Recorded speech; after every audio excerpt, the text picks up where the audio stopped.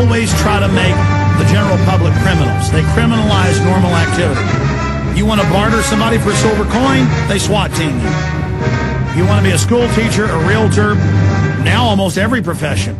They drug test you. The feds want to make you do that now, not just voluntary if the company owner wants to. They make you thumbprint. They make you face scan. The kids have to do this to get their school lunches all over the country. And the think tank heads admit in these global consortium meetings, we've read their minutes on air, that this is about totally controlling and tracking everything you do. And like Bob said, and like Nick Rockefeller said to Aaron Russo in the Reflections and Warnings film, it's available, by the way, at Infowars.com. They said right there that, hey, we're going to have Kiss My Butt on our chips, and it's going to be on your chip that you're a slave. And they already have that in California and other states where the police license plates can't be read by the camera scanners that are up, and the police can't be arrested for speeding or drunk driving or driving through toll roads, just like illegal aliens are selectively left alone. So finishing up real quick, Todd. Yes. You were wanting to finish up, Todd, about... yes, I'm sorry. I'm actually in the building right now. I'm about to be processed into the system. I'm sorry, I got a little bit distracted.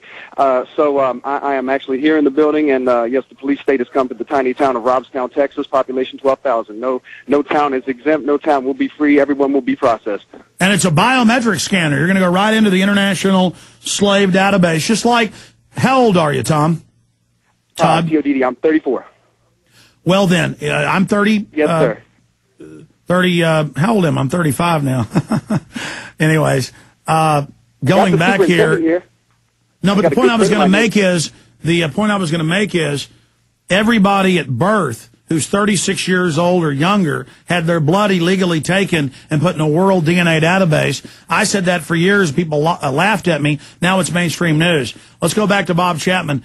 Bob, I mean, again, is this a good government we have that took everybody's blood at birth in the last 36 years? It's dreadful, and obviously so. I remember my son is 41, and I remember we had a birthday party for him. We lived in California at an ice cream place, and all the kids who were going to school with him, it was the sort of thing that kids did in those days.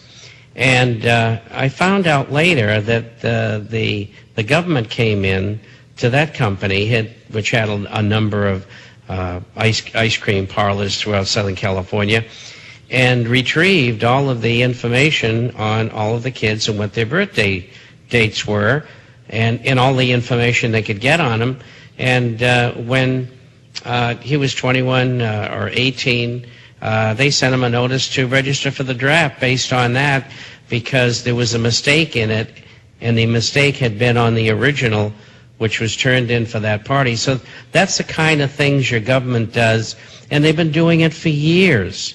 And incidentally, my daughter's a teacher, and she's going to have to come to terms with this stupidness that the government's doing in relation to teachers.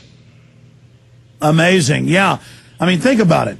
In Australia, UK, Canada, all over the Western world, for 36 years is when it started everywhere. They had some pilot programs. The Austin American Statesman a couple months ago said for 44 years they've been taking your blood at birth. The documents I have are 36. But when I was born at Parkland in 1974, 35 years ago, they came in and took my blood. They came in and did it and sent it off to a UN database. I mean, you know, this is a rogue government, period, Bob, and we've got to get the public to come with grips with that. We've got to stop cooperating. They know we're going to stop cooperating. That's why they want this cashless society grid in place. Do you agree? Absolutely. And all the other things that they're trying to do to get rid of the people like you and I who will speak out about what they're doing. Well, I guess I'm a terrorist, folks. I've got silver coin. So evil. We'll be right back with Bob Chapman. More of your calls. Stay with us. The New World Order beast is genetically modifying your food, mixing vegetables with animals, and now experimenting with viruses. Without a long-term food solution, you will have just two options: starve, or surrender. All canned food supplies will eventually run out. What then? Grow your own healthy food and feed your family forever. SurvivalistSeeds.com is now the nation's largest bulk heirloom seed company. And it's owned by a real patriot, Big John Lipscomb. You can now have an infinite amount of healthy vegetables like a watermelon, a bundle of carrots, or tomatoes for a little more than a penny each. SurvivalistSeeds.com. And now you can go into business with Big John at SurvivalistSeeds.com by becoming an affiliate. See his link at SurvivalistSeeds.com. We got a tour of the Austin water treatment plant yesterday, but they would not let us bring cameras in to videotape the fluoride they were dumping in for national security. Everything's national security. All uses an excuse for the system to carry out its crimes. We'll tell you about that coming up in about 25 minutes. I want to continue quickly now with phone calls, and I ended up keeping the last call on for like 10 minutes. We got to be quicker to get everybody in here. Chris in Tennessee, you're on the air with Bob Chapman. Go ahead. Yeah, hello, Mr. Warriors. Hello, Bob. I want to talk about the Bloomberg story posted on June 17th about the suitcase filled with $134 billion of U.S. bonds that they caught them in Italy, and they were trying to smuggle them into Switzerland. And it appears somehow that they've taken these bonds from the Japanese treasury, and North Korea, Kim Jong-il has them.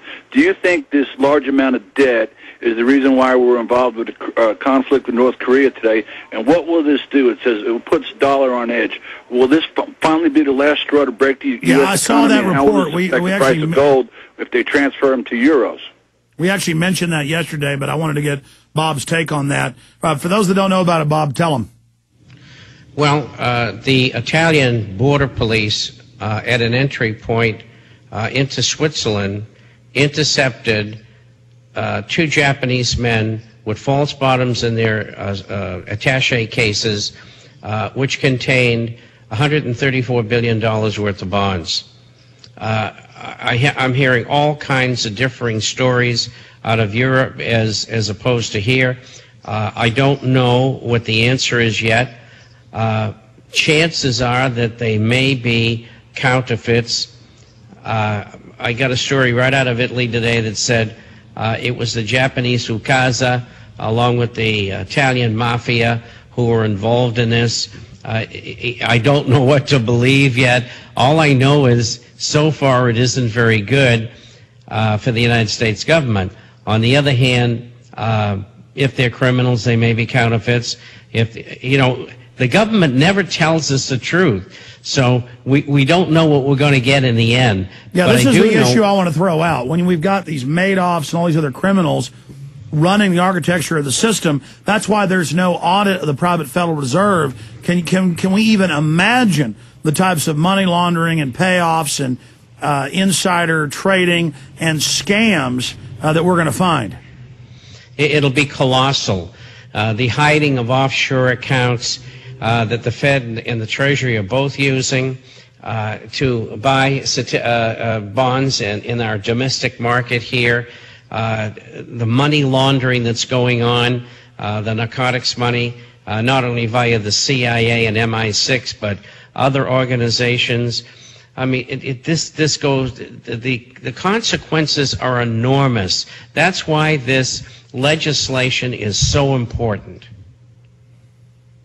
Good point, caller. I really appreciate you calling and making that point. Anything else? Okay, we're going to let him go. Thank you so much, Chris.